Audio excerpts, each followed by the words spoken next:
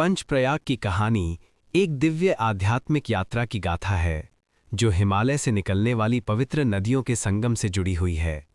प्राचीन समय से उत्तराखंड को देवभूमि कहा जाता है क्योंकि यहाँ हर कण में भक्ति और ईश्वर का वास माना जाता है। इसी पवित्र भूमि पर बहने वाली नदियाँ जब आपस में मिलती हैं तो वे केवल जल का संगम नहीं बनाती बल्कि एक ऐसी आध्यात्मिक शक्ति का निर्माण करती हैं जो मनुष्य के जीवन को शुद्ध और पवित्र बनाती है। हिमालय से निकलकर बहने वाली नदियाँ अलग अलग स्थानों पर एक दूसरे से मिलती हैं और इन 5 प्रमुख संगमों को ही पंचप्रयाग कहा जाता है।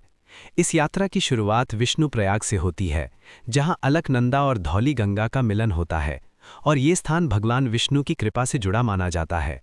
इसके बाद नंद प्रयाग आता है जहां अलकनंदा और नंदाकिनी का संगम मन को शांति और श्रद्धा से भर देता है। आगे बढ़ते हुए कर्ण प्रयाग आता है जहां अलकनंदा और पिंडर मिलती हैं और ये स्थान कर्ण की तपस्या से जुड़ा हुआ है। इसके बाद रुद्र प्रयाग आता है जहां अलकनंदा और मंदाकिनी का संगम होता है और ये स्थान भगवान शिव की दिव्यता का प्रतीक माना जाता है। अंत में देव प्रयाग आता है जहां अलकनंदा और भागीरथी मिलकर पवित्र गंगा का रूप लेती हैं और यहीं से गंगा की वास्तविक यात्रा प्रारंभ मानी जाती है। इस प्रकार पंचप्रयाग केवल नदियों के संगम की कहानी नहीं है बल्कि ये भक्ति, आत्मशुद्धि और ईश्वर से जुड़ने का एक दिव्य मार्ग है जो हमें सिखाता है कि जैसे नदियां मिलकर एक हो जाती हैं वैसे ही मनुष्य को भी अपने अहंकार को त्याग कर ईश्वर में लीन हो